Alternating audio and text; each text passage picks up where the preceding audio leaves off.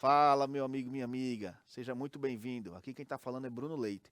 Essa aula é um pequeno resumo de tudo que a gente tem dentro da mentoria, beleza? Se você quiser ter acesso a toda essa aula completa e muito mais conteúdos dentro da mentoria, acesse o link que está aqui embaixo, garanta sua vaga e venha fazer parte do nosso time.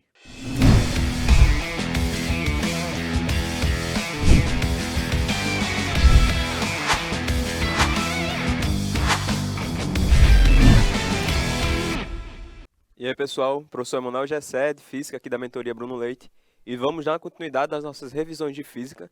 Já encerramos os conteúdos que nós tínhamos referente à mecânica, e hoje a gente vai estar entrando num tópico muito importante e muito legal para a gente estar trabalhando no Enem, que é o tópico de hidrostática. Trouxe algumas questões aqui, modelo de questões, que são muito similares às que caem no Enem. Então, bora lá? Primeira questão, a questão bem recente do Enem, questão 3 da lista de exercícios de vocês, do Enem de 2021, PPL, e diz o seguinte: a densidade é uma propriedade que relaciona massa e volume de um material. Um estudante iniciou um procedimento de determinação da densidade de uma amostra sólida desconhecida. Primeiro, ele determinou a massa da amostra, obtendo 27,8 gramas. Em seguida, ele utilizou uma proveta graduada em milímetro com água para determinar o volume da amostra, conforme esquematizado na figura. Considere que a densidade da água é de 1 grama por ml. E ele pergunta no enunciado: qual a densidade da amostra obtida em grama por ml? Ele quis uma aproximação. Bem, para resolver esse tipo de questão, vou apresentar para vocês uma forma que talvez vocês já bem lembrem como é que funciona, que é a de densidade. Essa é uma das fórmulas, eu acho que está no top 3 de fórmulas que mais caem no Enem. É uma fórmula muito simples, e no próprio enunciado ele meio que já dá a entender para a gente como é que funciona. A densidade vai ser a razão entre a massa e o volume que essa massa ocupa. Quanto mais massa você tiver num determinado volume, mais denso é um corpo, beleza? E na questão ele fala o seguinte: para medir a densidade de um corpo, você precisa de duas medidas: a medida da massa desse corpo e a medida do volume desse corpo. Se o corpo for um sólido regular, sei lá, uma esfera, um cilindro, um paralelepípedo, você calcula o volume desse sólido e vê a massa dele e determina a densidade. Mas sendo no caso de, sei lá, uma pedra que tem uma morfologia toda esquisita, você consegue fazer da seguinte forma: coloca, que nem está aí no exercício, dentro de uma proveta de algo que você possa ver o quanto deslocou de volume, e você há de concordar comigo que o volume de água que foi deslocado é exatamente equivalente ao volume que aquela pedra ocupa. Porque não pode ser mais volume, porque não está surgindo matéria lá, nem menos volume, porque a pedra não vai estar sugando a água. Beleza?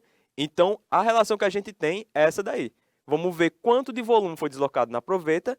Esse volume deslocado é o volume da pedra e a massa foi medido pelo experimento aí do cara por uma balança. Então, bora lá. Ao observar a figura, a gente vê o seguinte, que o volume inicial era de 35 ml e o volume final está em aproximadamente 45. De 35 para 45, a variação foi de quantos ml? 10 ml. Então, 10 ml é o volume lá da pedra que o cara colocou.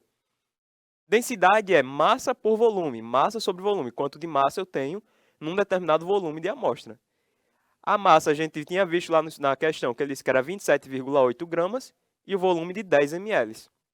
Nota as unidades de medida: massa em grama, volume em ml. Então, a densidade vai ser obtida em grama por ml. 27,8 dividido por 10, a gente só precisa caminhar uma vírgulazinha, é 2,78 gramas por ml.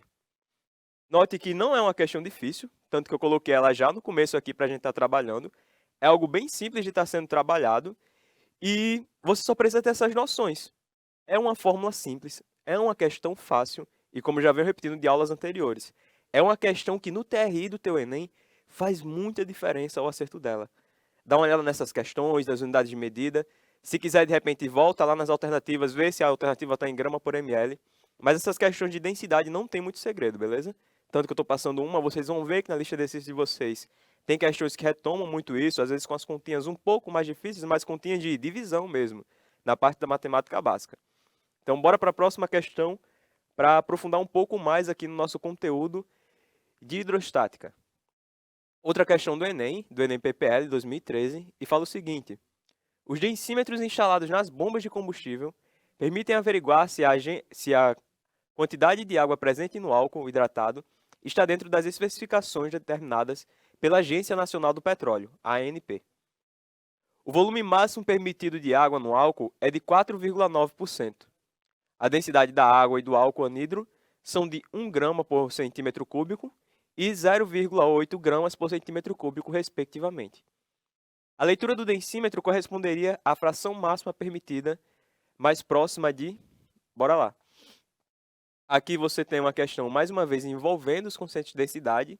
E uma das coisas que é interessante você estar trabalhando e você ter em mente é de conversões de unidades básicas nessa parte de conversão de volume. Quando eu falo para você de centímetro cúbico, pode ficar um pouco confuso, mas se eu falar para você decímetro cúbico, 1 decímetro cúbico é ml. Tranquilo?